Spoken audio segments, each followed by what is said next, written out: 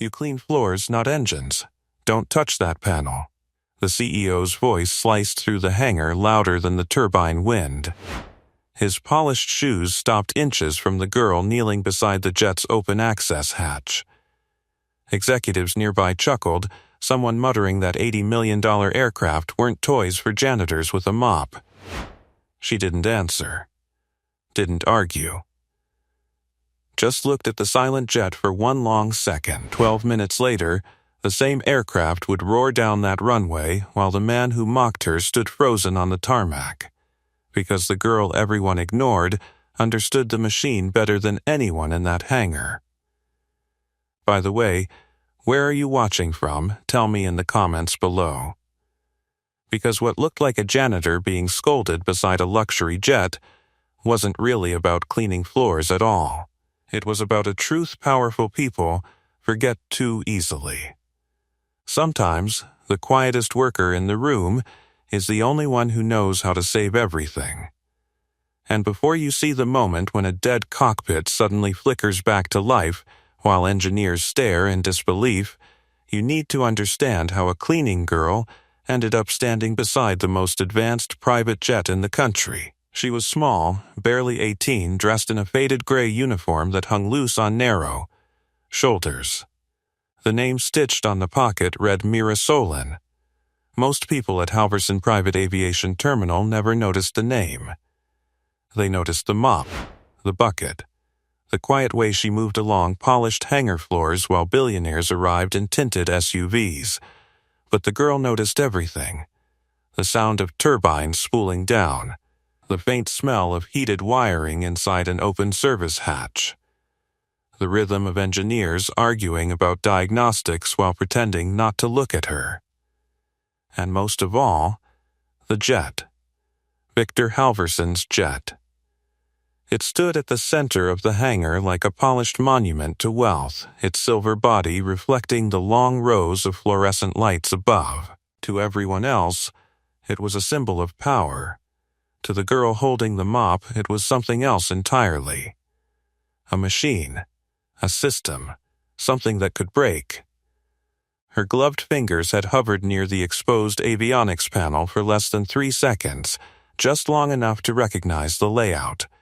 Just long enough for the CEO to see her. "Hey," Halverson snapped again, irritation thick in his voice. "Did you hear what I said?"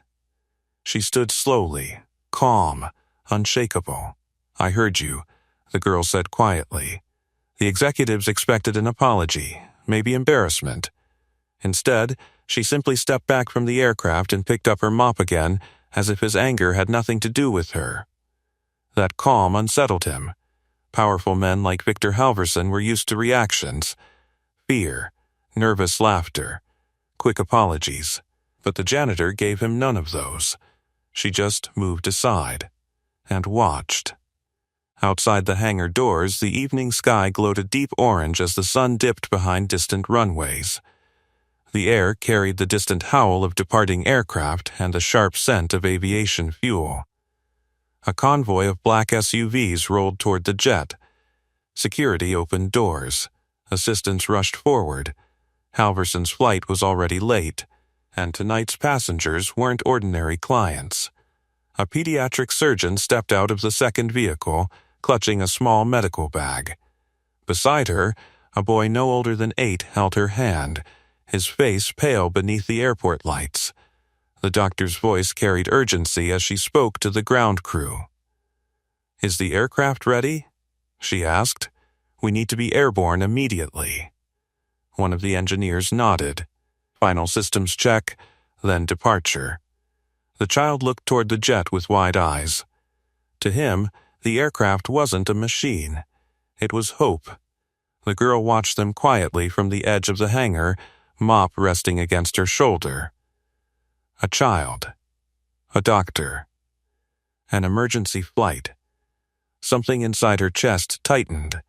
Because once, not long ago, she had studied machines exactly like this one, back when life looked very different. Back when she had a family. Back when her world wasn't measured by janitor shifts and rented rooms above a laundromat. A mechanic closed the avionics panel she'd been examining earlier and secured the hatch. System check complete, he called toward the cockpit ladder. Halverson clapped once impatiently. Good, let's move. Executives began boarding. The doctor guided the boy up the stairs carefully. Inside the cockpit, engineers powered up the aircraft's systems. Lights flickered across the instrument panels. Then, silence. The cockpit screens went dark. A sharp alarm chirped once, then stopped. One of the engineers frowned. That's odd. He flipped a switch. Nothing. Another technician leaned into the panel. What just happened? Outside, Halverson crossed his arms. Well? He barked. The engineer's voice drifted down from the cockpit. Avionics just shut down. The hangar fell quiet. Halverson's expression hardened. You're telling me my jet doesn't work? The engineers scrambled, pulling diagnostic tablets and opening panels again. Inside the cabin, the doctor's anxious voice rose. How long will this take? No one answered. The boy sat silently beside the window, small fingers gripping the armrest. Across the hangar floor, the girl with the mop watched the cockpit screens through the open door. Her eyes narrowed slightly. Because the pattern of failure looked familiar, very familiar. And somewhere deep inside her memory, a lecture hall, a professor's voice, and a simulation warning echoed back to life. She set the mop down. Slowly, then took a step toward the jet. The girl took another quiet step toward the jet. Inside the cockpit, engineers were already speaking faster now, the calm confidence from earlier dissolving into sharp confusion. Tablets flickered with diagnostic readouts, and one technician tapped the side of the avionics panel as if the machine might respond to irritation. That's impossible, Jonas Pritchard muttered, squinting at the display. The system just rebooted itself into a dead loop. Victor Halverson's voice rose from the hangar floor. To find dead loop, Jonas leaned out of the cockpit door. The flight computers won't complete startup. Something in the avionics network is blocking initialization. Halverson exhaled sharply through his nose. Fix it. We're trying. The girl stopped beside the service ladder, eyes lifted toward the dark cockpit screens. The smell of warm wiring drifted faintly through the open hatch. Beneath it, something else, barely noticeable unless you knew machines well. A faint electrical rhythm. Not failure. Conflict. Jonas turned to another engineer. Pull the secondary diagnostics. The younger technician connected a tablet into the auxiliary port. The screen flashed error after error. Sensor conflict, flight computer restart, system lock. Why would the sensors fight each other? The technician asked. Jonas rubbed his temple. They shouldn't. The girl shifted her weight quietly, watching the lines of code scrolling across the tablet. Her voice came soft. Because they're listening to the same signal twice, the two engineers froze. Jonas looked down from the cockpit ladder. For a moment he didn't recognize who had spoken. Then he saw the gray cleaning uniform. You again, he said. Halverson turned, irritation already rising in his expression. Didn't I tell you to stay away from the aircraft? The girl didn't flinch. Her eyes remained on the cockpit instruments. The left sensor array, she said calmly. It's feeding duplicate data into the avionics bus. Jonas blinked. That's not possible. She pointed toward the underside access panel. The harness under the diagnostic port. The younger engineer frowned. That's just a sensor relay, not when it loops back through the auxiliary channel. Silence settled across the hangar. Halverson laughed once. A short, disbelieving sound. You're diagnosing my jet now? He said. With a mop in your hand? The executive standing behind him chuckled politely. The girl lowered her gaze. Not embarrassed, just patient. Jonas hesitated. because the explanation, impossible as it sounded, matched the error pattern on his tablet almost exactly. He shook his head anyway. "Look," he said, climbing down the ladder, "I appreciate enthusiasm, but this is a very advanced aircraft." The girl nodded once. "I know." Halverson spread his arms dramatically toward the jet. "Exactly. Which is why we pay actual engineers to deal with it." The doctor's voice drifted from inside the cabin. "Excuse me," she called anxiously, appearing at the aircraft door. "How long will this take?" Jonas hesitated. "We're still diagnosing the issue." Her eyes flicked toward the boy sitting behind her. He looked smaller now, pale beneath the cabin lights. "We don't have hours," she said quietly. Halverson stepped forward quickly, smoothing his jacket as if the delay were merely an inconvenience. "Doctor, relax. My team handles problems like this every day." Behind him, the engineers exchanged uneasy glances. Because they didn't, not this kind. The tablet chimed again, another failed reboot. Jonas stared at the screen, system still locked. The girl spoke again. "If you disconnect the sensor harness for 3 seconds, the flight computer will restart clean." Halverson spun around. "Enough." His voice echoed through the hangar. "You've already crossed the line once touching my aircraft." He stepped closer, towering over her. "I'm not about to take technical advice from someone who scrubs hangar floors." The girl met his gaze calmly. She didn't argue, didn't defend herself. Just said quietly, "It will work." Halverson laughed again. "Of course it will." He turned back toward the engineers.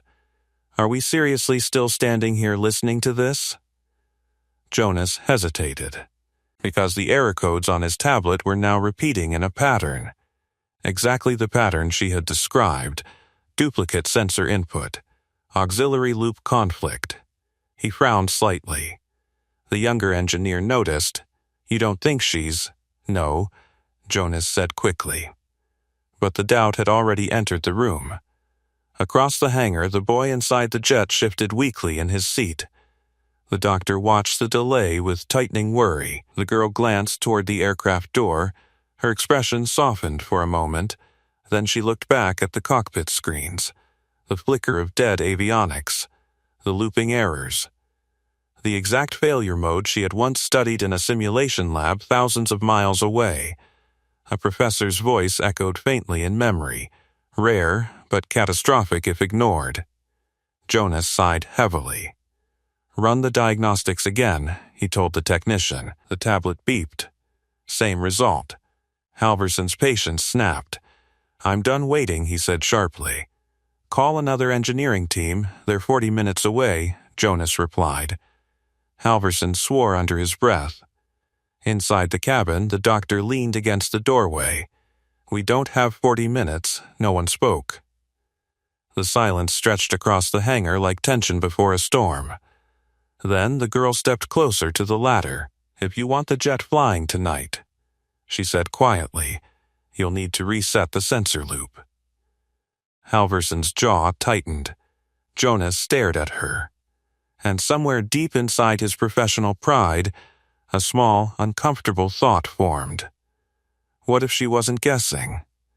Jonas Pritchard didn't answer the question forming in his own mind.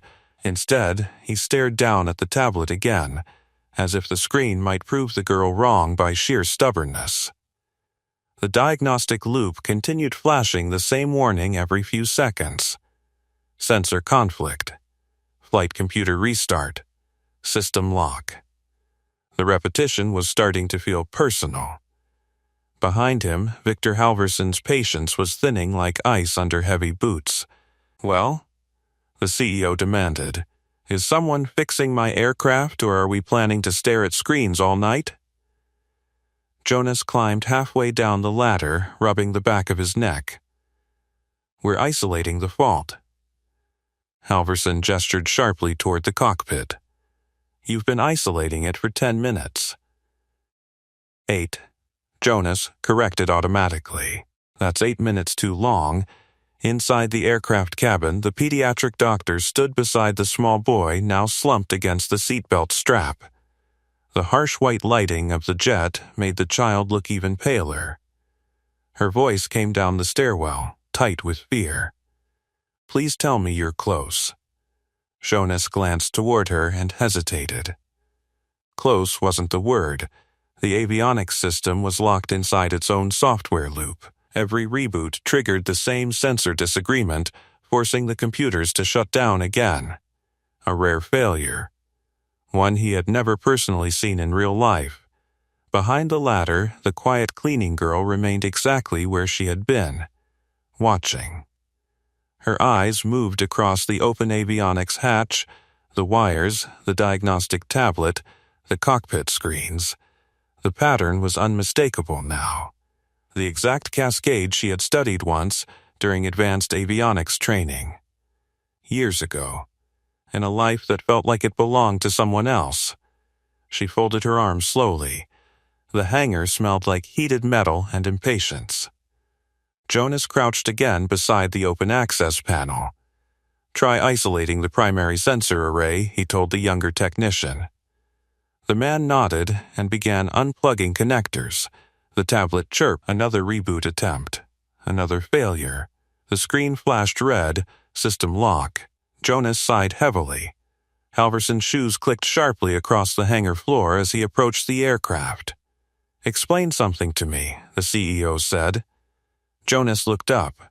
"Why is my jet the only thing in this hangar that apparently doesn't work?" The engineer chose his words carefully. Modern aircraft are extremely complex systems. Halverson stared at him.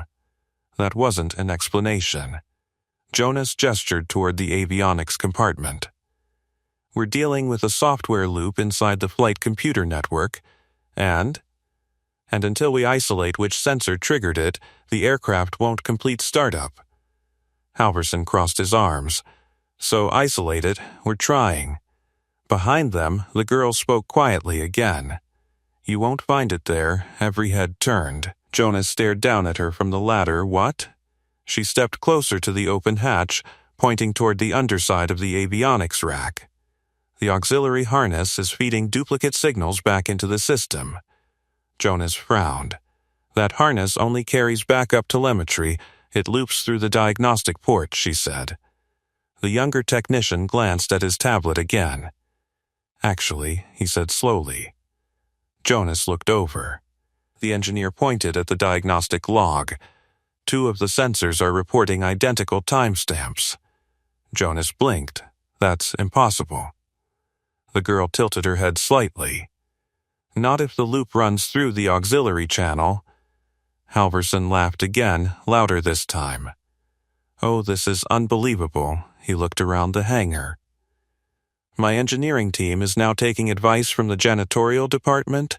The executives behind him shifted awkwardly. But Jonas wasn't laughing. He leaned down toward the harness she had pointed at. The cable ran beneath the avionics tray, partially hidden behind a bundle of connectors. He pulled the line gently. The diagnostic tablet beeped. The younger engineer stared at the screen. "Wait." Jonas froze. "What?" The man turned the tablet so Jonas could see the error pattern had changed, not fixed, but different. The duplicate sensor conflict disappeared for half a second before the system locked again. Jonas slowly looked down at the girl. "You've seen this before." She didn't answer immediately. Instead, she studied the wiring again, eyes narrowing. "Yes," she said softly. Halverson threw his hands into the air. "Of course she has." He stepped forward, voice dripping sarcasm. "What's next? The mop bucket contains spare jet engines?" The girl ignored him. Her focus stayed on the avionics rack. "Disconnect the harness," she said. Jonas hesitated. "For how long?" 3 seconds. The younger engineer frowned. "That would reset the sensor bus." Jonas looked between them. "You're suggesting a manual reset?" She nodded once. The hangar fell quiet again. Because manual overrides weren't common. They were used when every automated system failed. Halverson shook his head slowly. You're not seriously considering this? Jonas didn't answer. Instead, he looked at the child sitting inside the aircraft cabin. The boy's head rested weakly against the seat. The doctor knelt beside him, whispering reassurance. Then Jonas looked back at the silent avionics panel. The looping errors, the harness, and the quiet girl who seemed far too confident for someone holding a janitor's mop 10 minutes earlier. "What happens if we try it?" he asked her. She met his eyes. "The computers reboot clean, and if you're wrong..." She shrugged lightly. "Then you're still exactly where you are now." Halverson scoffed. "This is ridiculous." Jonas slowly reached for the harness. Because somewhere deep inside his engineer's instinct, the impossible explanation was starting to make sense. And the only person in the hangar who seemed absolutely certain was the girl they had just mocked. Jonas Pritchard held the cable in his hand, the thin bundle of insulated wires suddenly feeling heavier than it should. 3 seconds, that was all the girl had said. 3 seconds without the auxiliary harness feeding data into the avionics bus. In theory, it would force the flight computers to rebuild their sensor network from scratch. In reality, it could trigger a deeper system crash. The younger engineer watched him carefully. "You thinking about it?" Jonas didn't answer immediately. He looked down toward the hangar floor where the cleaning girl stood quietly beside the ladder. Her gray uniform blended into the industrial shadows, but her posture remained steady, almost patient.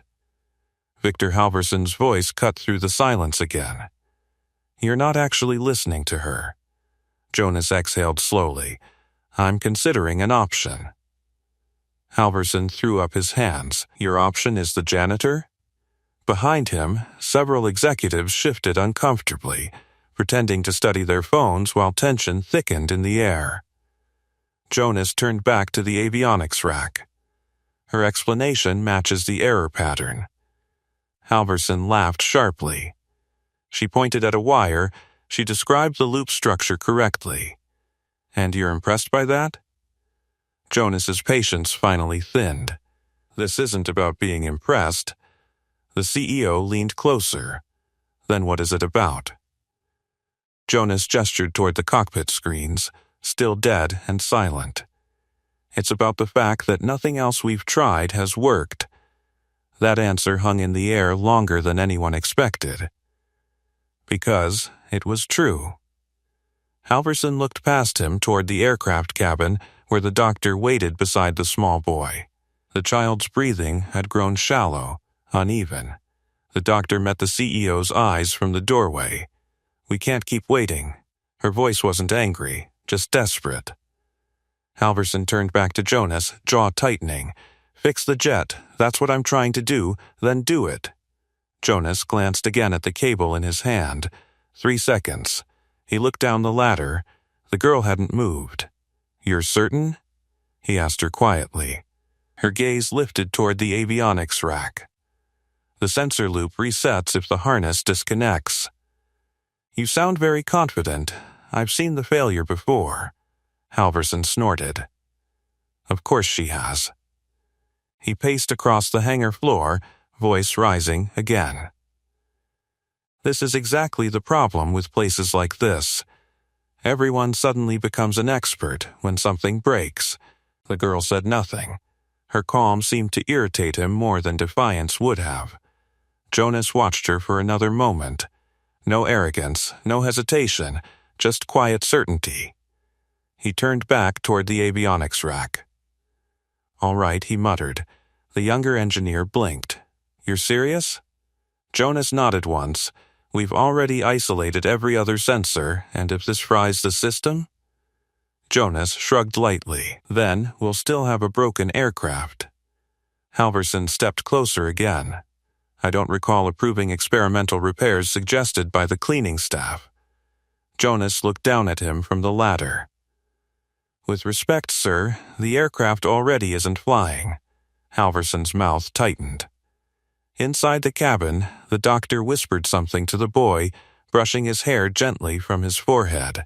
The child looked out the window toward the hangar lights, eyes dull with exhaustion. The sight settled the argument. Jonas wrapped his fingers around the harness connector. "Ready on the diagnostic tablet?" he asked the younger engineer. The man nodded nervously. Monitoring system status. Jonas inhaled once, then looked down at the girl again. 3 seconds, she nodded. 1, 2. He pulled the connector free. The avionics panel went completely dark. Every light inside the cockpit vanished at once. The younger engineer stared at the tablet. System offline. Jonas counted silently in his head. 1, 2, 3. He pushed the harness back into place. The cockpit remained silent. For one long moment, nothing happened. Halverson folded his arms. "Well?" The younger engineer's tablet chimed. Once, then again. Jonas leaned over his shoulder. The diagnostic log began scrolling rapidly. Flight computer initializing. Sensor array syncing. Data stream rebuilding. The younger engineer's eyes widened. "Wait." Jonas leaned closer. The error message disappeared from the screen. For the first time since the failure began, the system log showed no sensor conflict. "Reboot sequence started," the engineer whispered. Across the cockpit, one of the instrument panels flickered faintly. Halverson frowned. What was that? Jonas didn't answer. Because the overhead display blinked once, then powered on fully. Green indicators lit across the dashboard. The aircraft's systems began waking up one by one. Inside the cabin, the doctor looked up as the lighting shifted slightly. The boy blinked weakly. The cockpit screens continued lighting in sequence. Navigation, flight controls, engine systems. Jonas stared at the displays in disbelief. The avionics network had restarted clean. No errors, no lock, no loop, just a perfectly functioning system. The younger engineer whispered, stunned. "That worked." Halverson stepped toward the ladder slowly. "What did you do?" Jonas looked down at the girl standing quietly beside the aircraft. Her expression hadn't changed. No triumph, no smug satisfaction, just the same calm presence she had carried from the beginning. He exhaled softly. "She told us where the problem was." Halverson stared at her. For the first time that evening, the CEO looked uncertain, and somewhere deep inside his mind, a new question began forming. Who exactly was the janitor standing beside his jet? Victor Halverson stared at the cockpit displays as if they had betrayed him. A moment ago, the aircraft had been dead. An $80 million machine frozen by a failure none of his highly paid engineers could solve. Now every screen glowed alive. Navigation maps flickered into place. Engine diagnostics streamed across the panels. Flight computers hummed back into synchronization as if nothing had ever gone wrong. Jonas Pritchard ran his fingers across the console, confirming what the screens already showed. "No sensor conflict," he murmured. The younger engineer leaned closer to the tablet. "System log is clean." Jonas shook his head slowly. "Clean restart." Behind them, Halverson's voice rose. "That's impossible." Jonas turned slightly. "It's not impossible. It's working." The CEO climbed halfway up the ladder, peering inside the cockpit. "Explain how." Jonas gestured toward the avionics rack.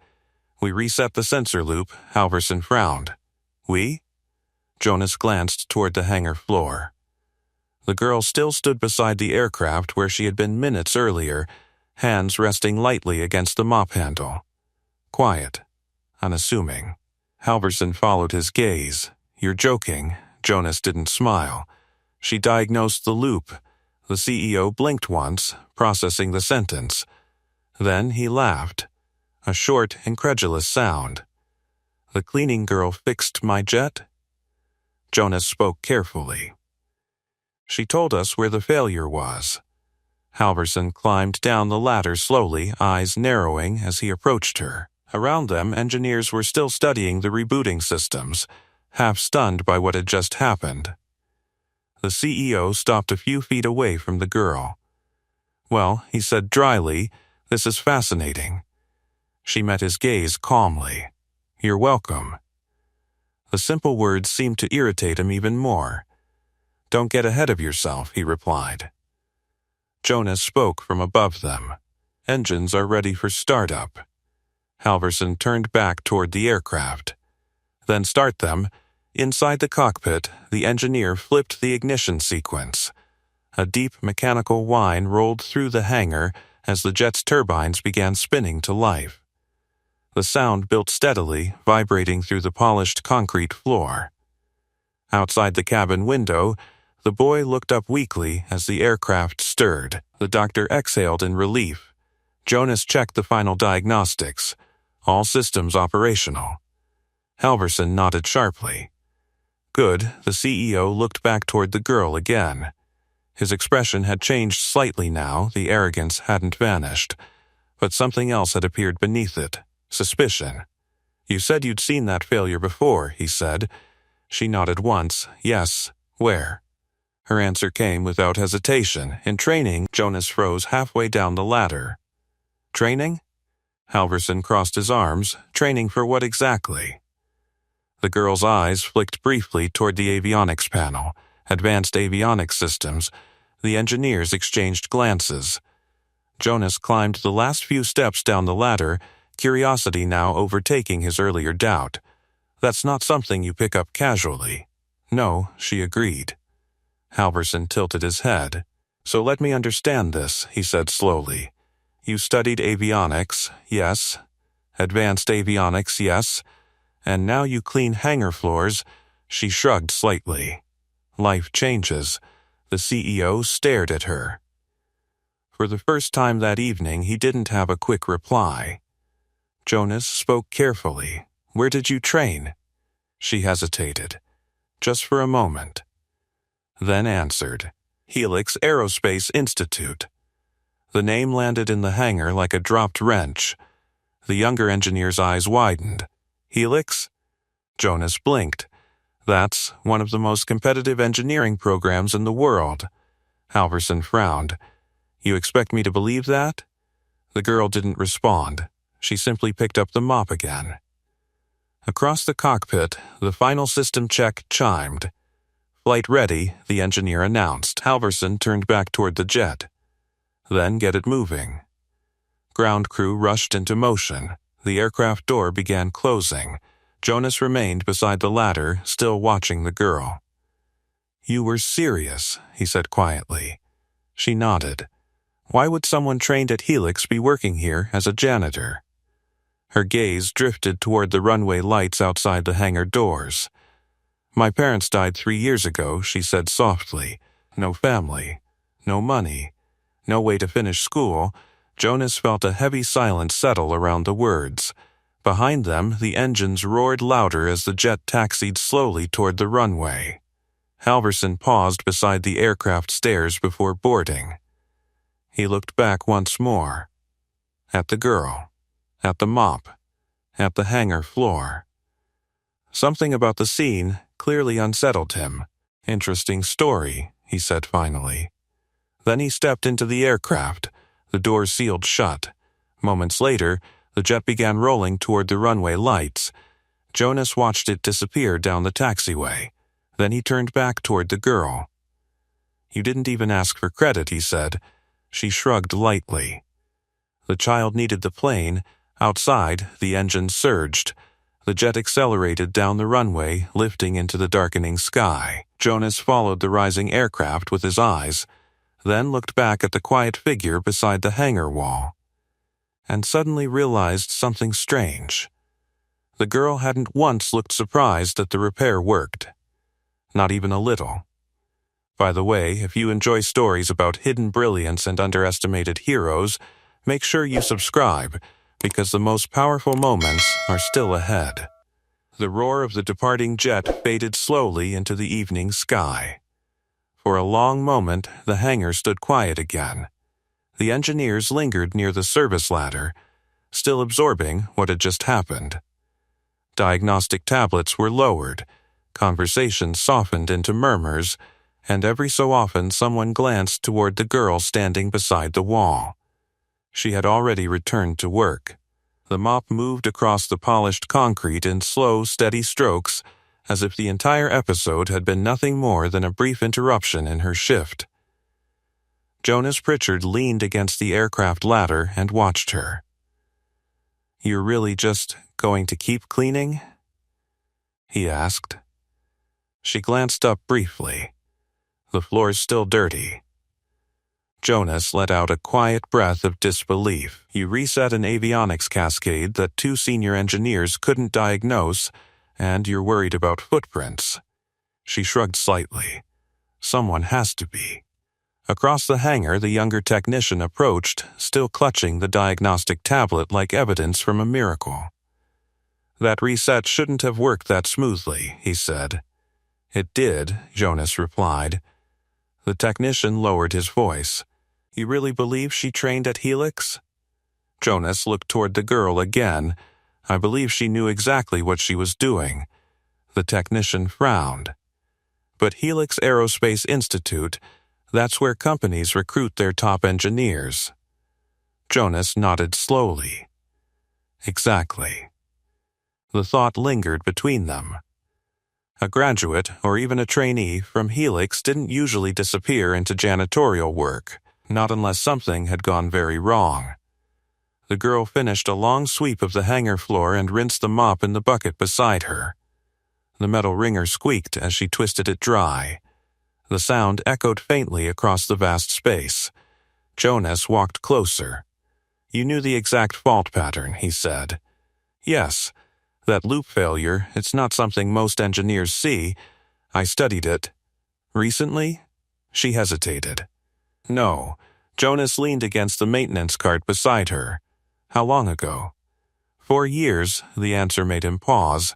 4 years wasn't long in aviation engineering terms. But it was long enough for knowledge to fade unless someone had practiced constantly.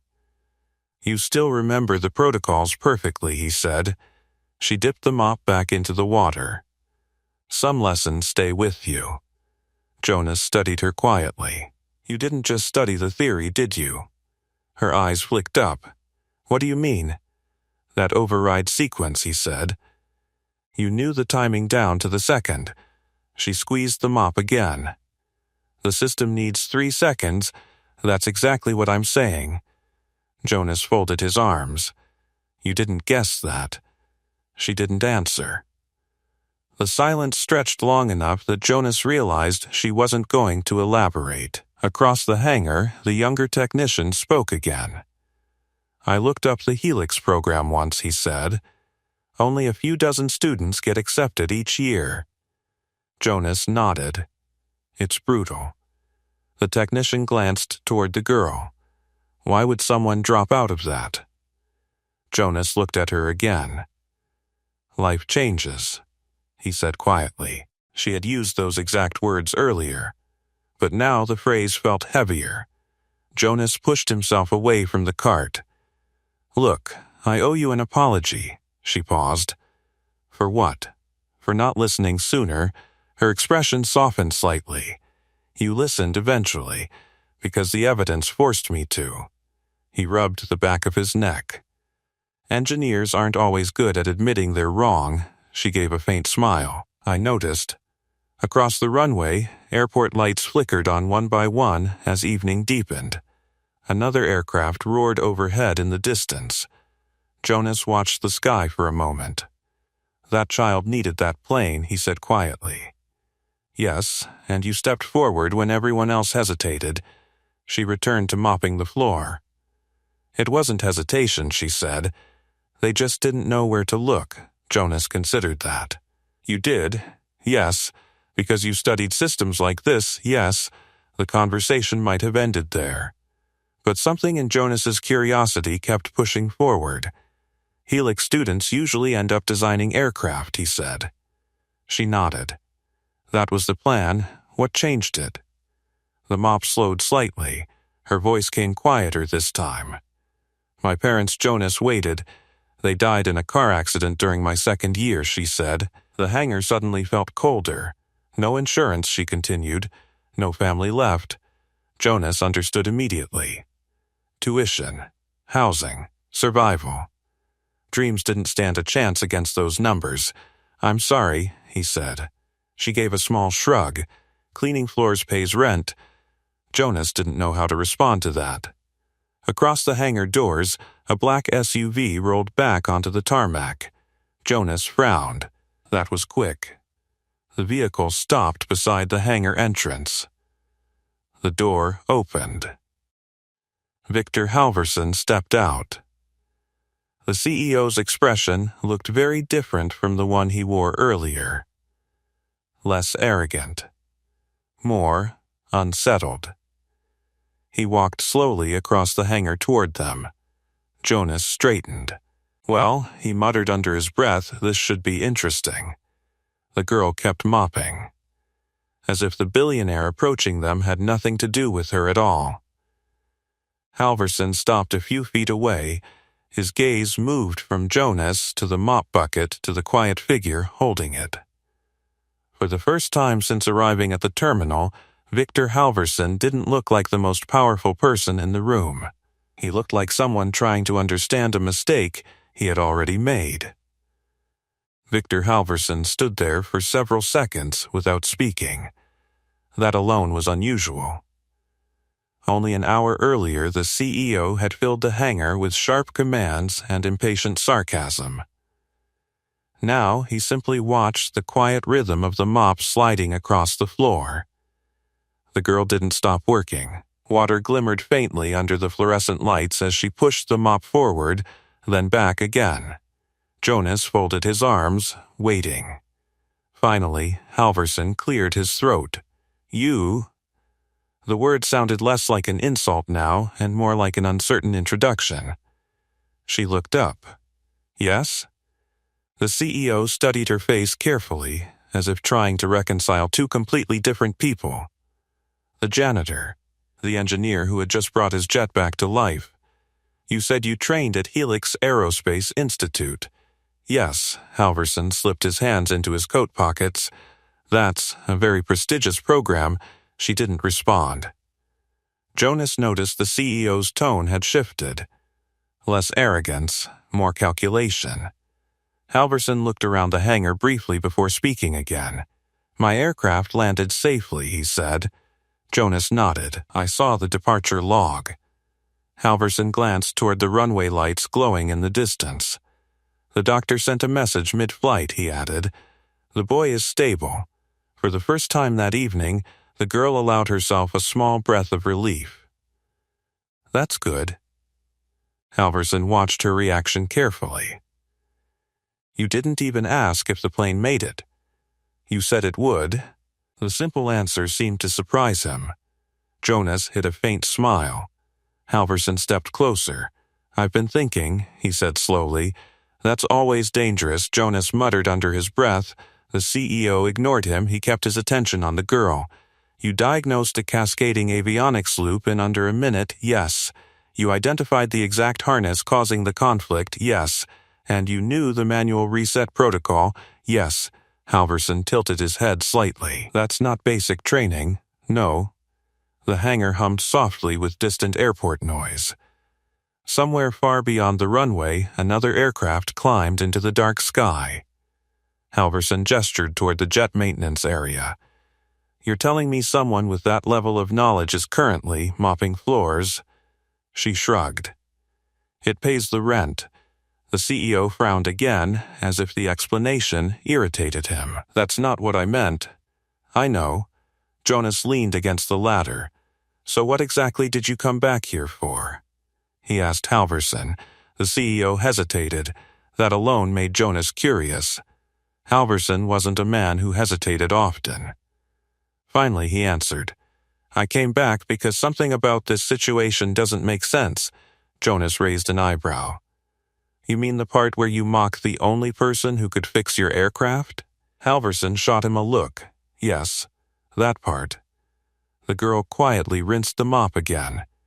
Water sloshed against the bucket walls. The sound echoed softly across the empty hangar. Halverson watched her work for another moment. You said your parents died, yes, and that forced you to leave Helix, yes, he nodded slowly. That's unfortunate. The girl didn't respond. Jonas noticed something interesting. For the first time that evening, Halverson sounded almost careful. The CEO looked around the hangar again, as if searching for the right words. Then he spoke. Helix trains some of the best aerospace engineers in the world. That's true. Graduates design aircraft for companies like mine. I know, Halverson crossed his arms, so here's the question I can't stop asking myself. Jonas tilted his head. What question? Halverson looked directly at the girl. If someone with your skills is cleaning hangar floors, his voice paused. What happens when you're actually allowed to work on aircraft? The girl considered that quietly. Jonas noticed the subtle shift in the room. Earlier, the CEO had towered over her with open contempt. Now the question sounded almost like an admission. He had underestimated her. The girl squeezed the mop dry again before answering. I'd probably fix more than one broken plane. Jonas chuckled softly. Halverson didn't laugh. He studied her for another long moment. You never asked for recognition tonight, no. You never asked for money, no. You didn't even ask for credit, no. The CEO's expression hardened slightly. Why? She met his gaze calmly. Because the child needed the plane more than I needed anything else. The answer landed heavily in the empty hangar. Jonas saw something shift behind Halverson's eyes. Not arrogance, not suspicion, something quieter.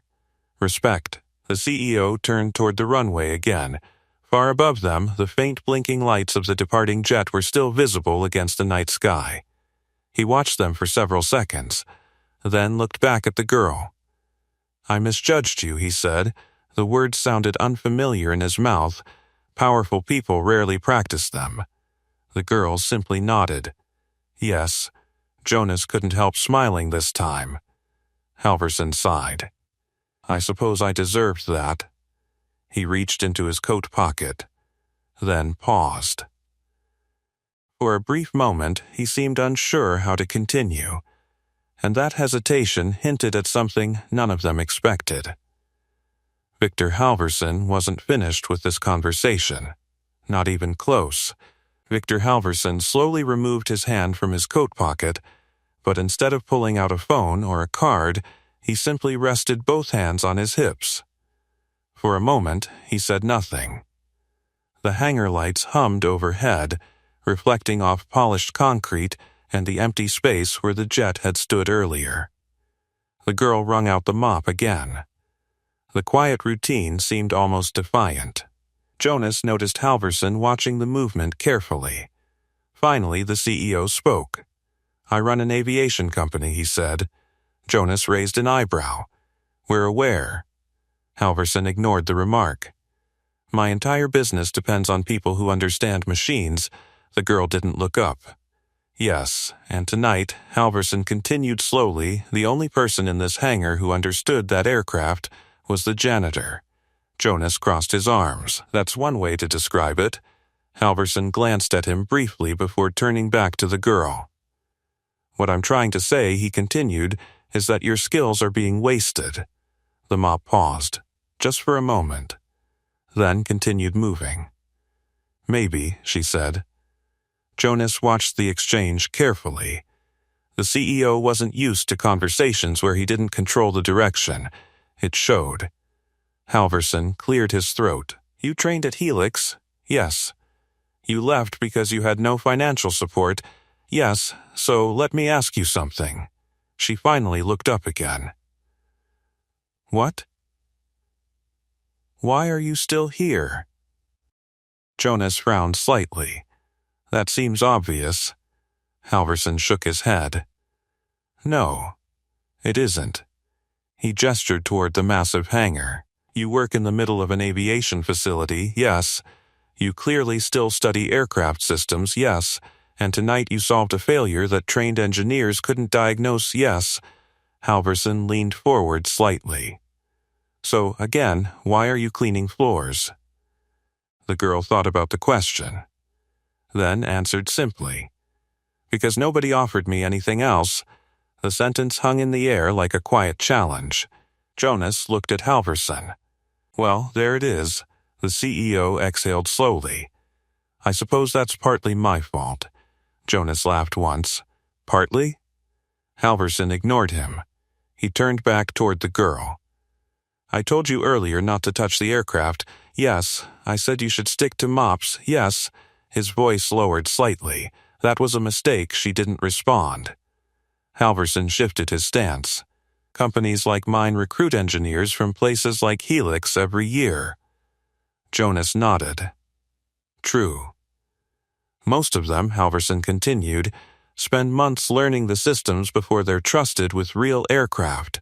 The girl leaned lightly against the mop handle. And you walked up to one of the most advanced private jets in the world. He gestured toward the empty maintenance spot, and fixed it in 12 minutes. Jonas tilted his head. That does sound impressive when you say it out loud. Halverson shot him an annoyed look. Then turned back to the girl again. So here's what I'm trying to decide, he said. What? Whether you're the most overqualified janitor I've ever met. He paused. Or the best engineer I've never hired. The girl studied him quietly. Jonas watched her expression carefully. Most people would have jumped at the opening. But she didn't. Instead, she asked a different question. Why did you come back? Halverson blinked. What do you mean? The jet already left? Yes. The problem was already solved? Yes. So why are you still here? Jonas looked at the CEO curiously. It was a fair question. Halverson hesitated again. That hesitation said more than any answer could. Finally, he spoke. Because I don't like being wrong. Jonas chuckled softly. That's honest. Halverson nodded once. I misjudged you. Yes. And I'd like to correct that. The girl tilted her head slightly. How? Halverson opened his mouth to answer, but the sound of footsteps interrupted him. One of the airport operations managers hurried into the hangar carrying a tablet. Mr. Halverson, the man said quickly. The CEO turned. What is it? The aircraft sent another systems report mid-flight. Halverson frowned. Is something wrong? The manager looked uncertain. No, not exactly. Jonas stepped forward. Let me see. The man handed him the tablet. Jonas scanned the report. Then his eyebrows slowly lifted. Well, he murmured.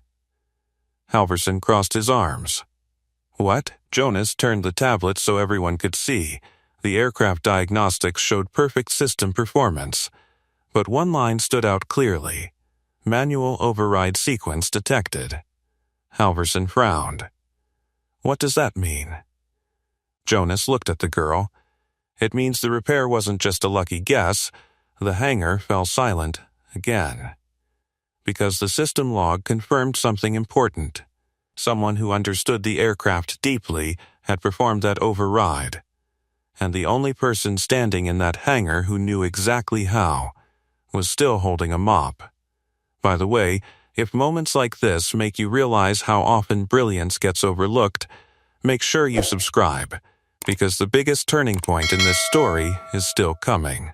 Jonas held the tablet out between them, the glowing screen reflecting faintly in the hangar lights.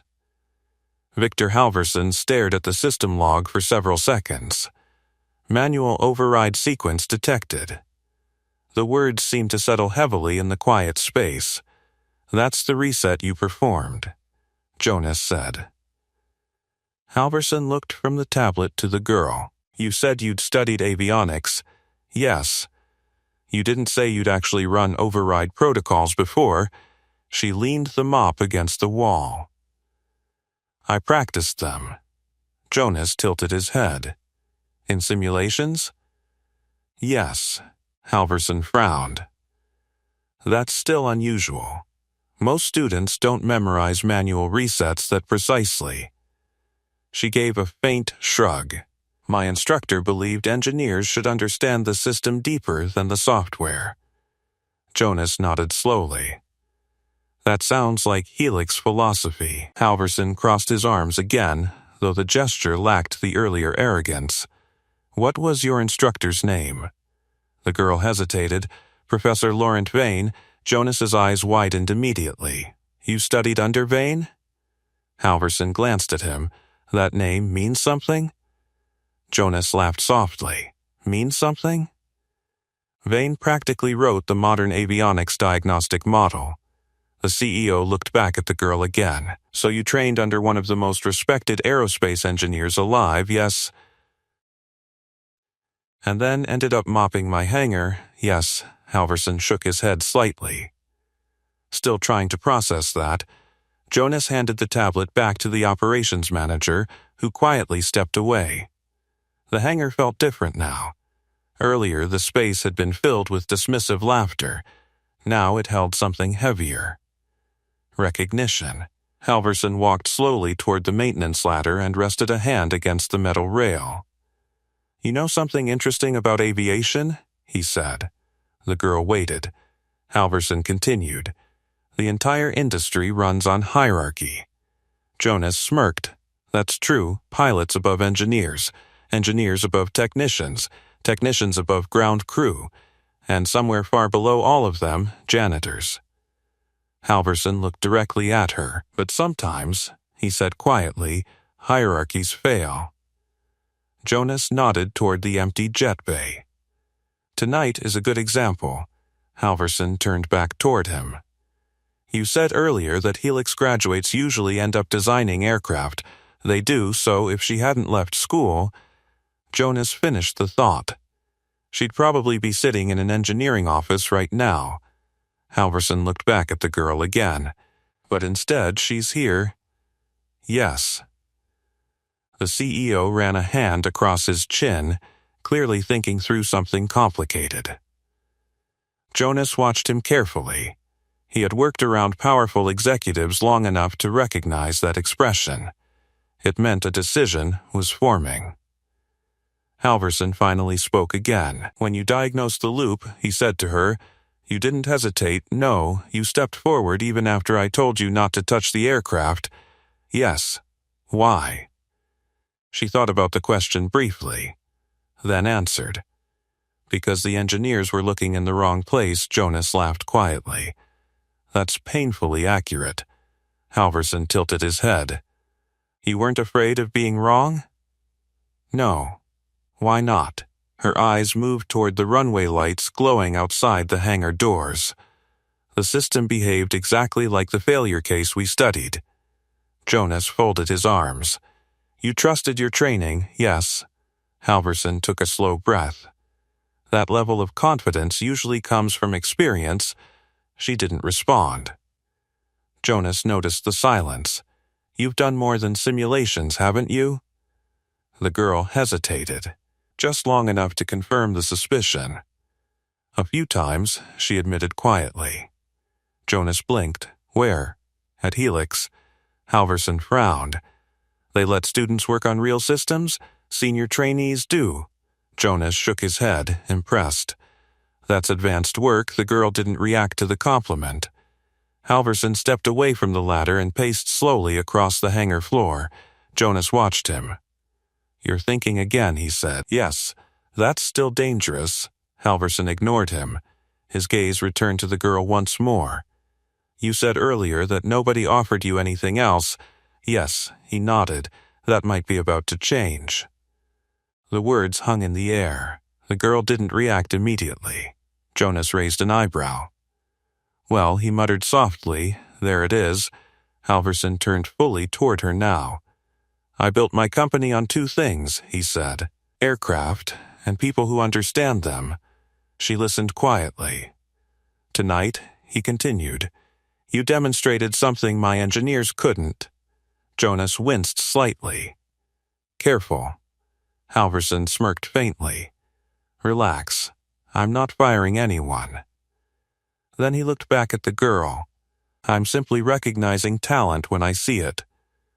The hangar lights flickered slightly as another aircraft thundered overhead. For a moment, none of them spoke. Finally, Halverson said the words he had clearly been building toward since returning. "I'd like to offer you a job," the girl blinked once. Not shocked, just thoughtful. Jonas grinned openly. About time, Halverson continued. "Not as a janitor," the girl waited, "as an engineer." The word engineer seemed to linger in the air long after Victor Halverson said it. For a moment no one moved. Jonas Pritchard leaned against the maintenance ladder with a quiet grin spreading across his face, as if he had been waiting for this exact moment since the jet engines first came back to life. The girl stood still beside the mop bucket. Her hands rested lightly on the handle, but her eyes had shifted, not surprised, just careful. Halverson noticed the hesitation. "I mean it," he said. "You'd be joining the avionics engineering division at Halverson Aerofleet." Jonas raised an eyebrow. "That's not a small offer." Halverson nodded. "It's not." The girl glanced briefly toward the empty jet bay where the aircraft had stood earlier. Then, back at the CEO, "You don't know anything about me." Halverson gave a faint shrug. "I know enough." Jonas chuckled softly. "You diagnosed a cascading avionics loop faster than my team could." Halverson continued the list. "You understood the manual override protocol. You stayed calm during a critical systems failure, and you cared more about a sick child than about proving yourself right." He crossed his arms. "Those are qualities I value." The girl considered the words carefully. The mop remained upright in her hands like an anchor. Jonas studied her expression. He could almost see the thoughts moving behind her eyes. Opportunity. Responsibility. Risk. Halverson waited. "You'd have full access to our engineering program," the CEO added. "Training resources, mentorship, a salary that actually reflected your skill." Jonas whistled quietly. "That's quite a pitch." Halverson ignored him. His attention stayed on the girl. "Well," the hangar hummed softly with distant airport noise. The girl finally spoke. "I didn't finish Helix," Jonas shrugged. "So, you'd be hiring someone without a degree." Halverson shook his head immediately. "I'd be hiring someone who fixed my aircraft." She remained quiet. Halverson tilted his head slightly. "You think degrees make engineers?" Jonas smirked. "Sometimes they just make paperwork." The girl looked down at the mop bucket. A thin ripple of water shimmered under the fluorescent lights. "Engineering isn't just fixing things," she said. "No," Halverson agreed. "It's responsibility." Jonas nodded. "She's right." Halverson spread his hands slightly. "That's exactly why I'm offering you the job." The girl looked back at him. "Because you think I can handle that responsibility?" "Yes." Her eyes searched his face carefully. "You mocked me an hour ago." Halverson didn't look away. "Yes." "You told me to stick to cleaning floors." "Yes." "You said I shouldn't touch your aircraft." "Yes." Jonas waited for the CEO's response. Halverson inhaled slowly, "And I was wrong." The honesty landed quietly but firmly. The girl studied him for another long moment. Most powerful people struggled to say those words. Victor Halverson had managed it twice tonight. Jonas pushed himself off the ladder. "You know," he said casually, "if you turn this down, I might ask him to hire me again just for the salary." Halverson smirked faintly. "You're already employed." Jonas shrugged. "Worth a try." The joke eased the tension slightly. The girl finally set the mop against the wall. The simple action felt symbolic. A small shift. But an important one. Halverson noticed. "So," he said again, "will you take the job?" She folded her arms gently. "There's one problem." Jonas blinked. "Already?" Halverson frowned slightly. "What problem?" She glanced around the hangar. At the polished floor, the maintenance ladder, the empty jet bay. "I still work here." Halverson looked confused. "That's not a problem. I'm scheduled for another shift tomorrow." Jonas laughed out loud. That's the obstacle? Halverson shook his head slowly. You're worried about a janitor shift? The girl nodded. I gave my supervisor my word. Jonas rubbed his forehead. This might be the first time in aviation history someone delayed an engineering career because of a mop. Halverson stared at her. Then, unexpectedly, he laughed. Not the sarcastic laugh from earlier, a genuine one. Finish the shift, he said. Jonas looked surprised. Seriously? Halverson nodded. Responsibility matters. He turned back to the girl. Report to my engineering office Monday morning. She blinked. Monday? Yes, that's 3 days away, Halverson smiled faintly. Even engineers deserve a weekend. Jonas chuckled. I like this plan. The girl looked down at the mop one more time. Then back at the CEO. All right, she said quietly. I'll be there. Halverson extended his hand. She hesitated only a moment before shaking it. The handshake felt less like a business agreement, and more like the final step in correcting a mistake. Jonas watched the moment carefully. Then glanced toward the runway lights outside the hangar. Somewhere far above them, the jet the girl had repaired continued its flight through the night, carrying a child toward the surgery that might save his life. And down on the hangar floor, the janitor who made that flight possible had just become an engineer. The handshake lasted only a moment. But when their hands separated, the air in the hangar felt different.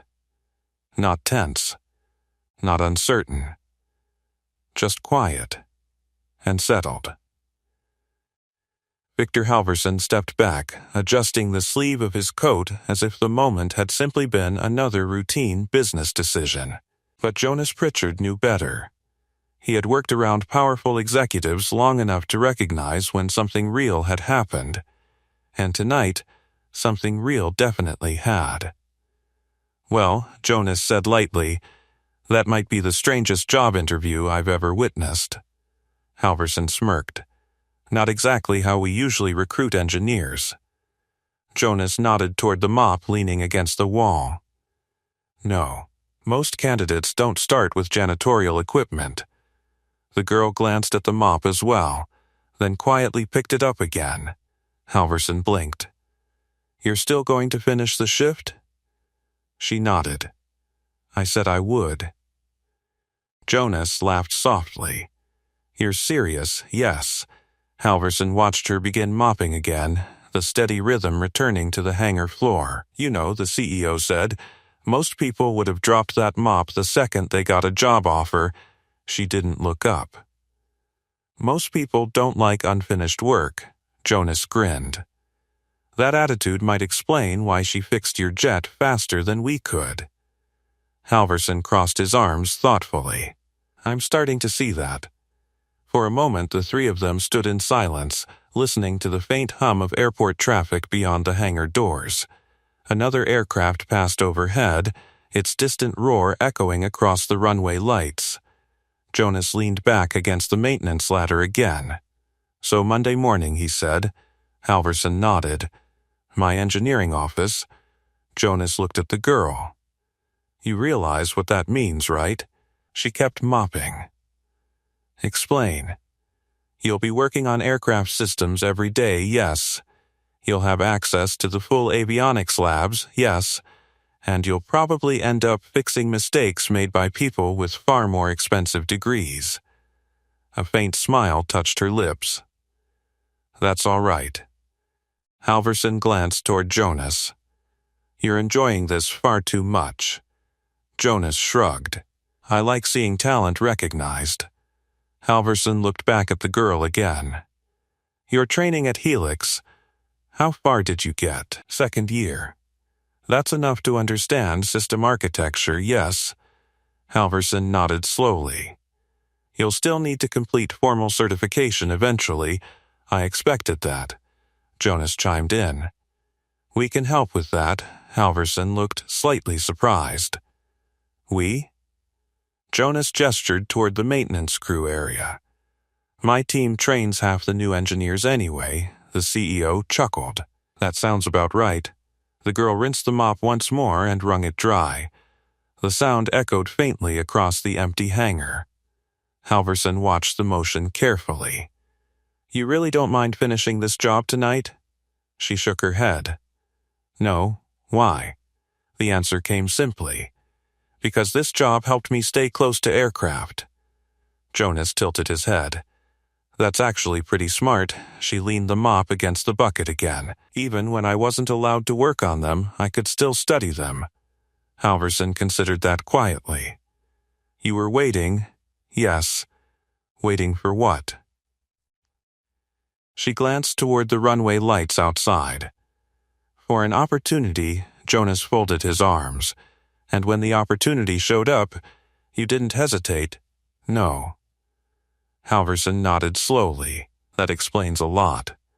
The CEO stepped toward the hangar doors, looking out across the dark runway where the aircraft had departed earlier. "You know," he said, "when I first walked in tonight, I thought the most valuable thing in this hangar was my jet." Jonas smirked. "Expensive assumption." Halverson glanced back over his shoulder. "It turns out the most valuable thing was holding a mop." The girl paused briefly at that. Not embarrassed, not proud, just thoughtful. Jonas chuckled. "That might be the most honest thing you've said all evening." Halverson shrugged. "Don't get used to it." They stood there for another quiet moment. The runway lights blinked steadily in the distance. Somewhere far away, the aircraft she had repaired continued its journey, carrying a child toward surgery and a doctor toward hope. Finally, Halverson turned back toward them. "I'll see you Monday," he said. She nodded. "I'll be there." The CEO walked toward the waiting SUV outside the hangar. Before stepping inside, he paused and looked back one last time. The girl had already resumed mopping the floor. Just like before. Except now, everyone in the hangar knew exactly who she really was. Jonas watched the SUV drive away. Then he looked back at her and shook his head with a quiet smile. "You know," he said, "most engineers start their careers with a desk." She glanced up. "And?" Jonas gestured toward the hangar floor. "You started with the entire aviation industry underestimating you." She thought about that. Then simply said, "That's all right, because sometimes the best place to begin proving people wrong is exactly where they expect the least." The hangar had grown quieter by the time the night shift reached its final hour. Most of the engineers had gone home. The maintenance carts were parked neatly along the wall, and the bright runway lights outside cast long silver reflections across the polished concrete floor. The girl moved the mop slowly across the last stretch of the hangar. One final pass. One final sweep. Jonas Pritchard leaned against the maintenance ladder again, arms folded, watching her finish the job. "You know," he said casually, "this is probably the only time in history someone finished janitorial work after getting hired as an aerospace engineer." She squeezed the mop dry in the bucket. The wringer creaked softly. "I told my supervisor I'd finish the shift." Jonas chuckled. "Yeah, you did." He pushed away from the ladder and walked a few steps closer. Most people would have celebrated. She tilted her head slightly. "Why?" "You just changed your life." She looked around the hangar. At the wide space where aircraft rolled in and out. At the maintenance ladders and tool carts. At the runway lights blinking outside the doors. "My life changed the moment the jet took off," she said quietly. Jonas understood what she meant. The child. The emergency flight. The repair that made it possible. That had been the real victory. The job offer was simply the aftermath. The girl pushed the mop across the final strip of floor. Then she rinsed it one last time and set it beside the bucket. Finished. Jonas clapped his hands together once. "Well," he said, "that concludes the strangest engineering recruitment process I've ever witnessed." She smiled faintly. "I suppose so." He glanced toward the runway again. Somewhere out there that kid is probably halfway to surgery by now, yes. You saved his chance, she shook her head gently. The plane saved him, Jonas laughed softly. The plane didn't fix itself. For a moment, neither of them spoke.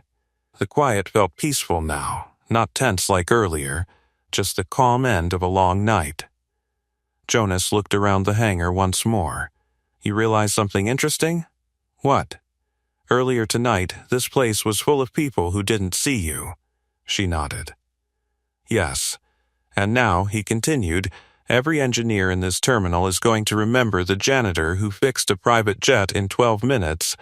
She leaned lightly against the mop handle. That's all right. Jonas raised an eyebrow. You don't want recognition? I want the chance to work. Jonas smiled. Well, Monday morning you'll have it. The runway lights blinked steadily outside. The distant rumble of another aircraft drifted through the night air. The girl walked toward the maintenance closet and placed the mop carefully back in its place. When she returned, Jonas was still standing near the ladder. You ready? He asked. For what? For your new career. She glanced once more across the hangar floor, at the space where the jet had stood, at the ladder where the engineers had struggled, at the spot where the CEO had mocked her, and at the quiet corner where she had stood with a mop while no one expected anything from her.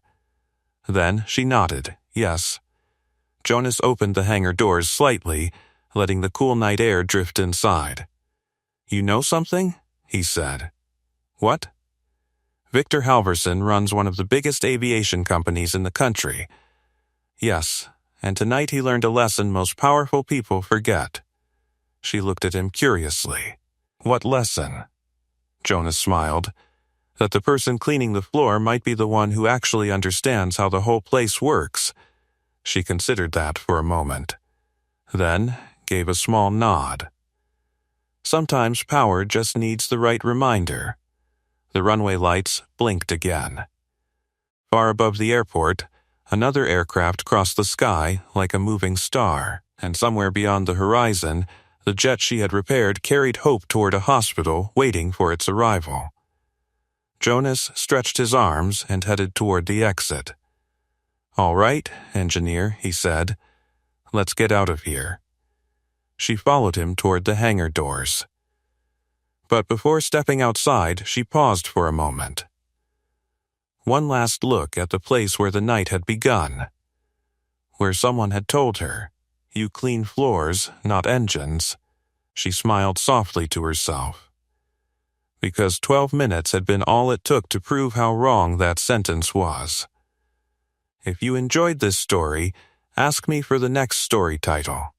Subscribe, and don't miss our next story, They Laughed at the Mechanic's Daughter Until Her Drone Landed on the CEO's Desk. Trust me, you'll feel it. And tell me in the comments, what injustice should we tackle next?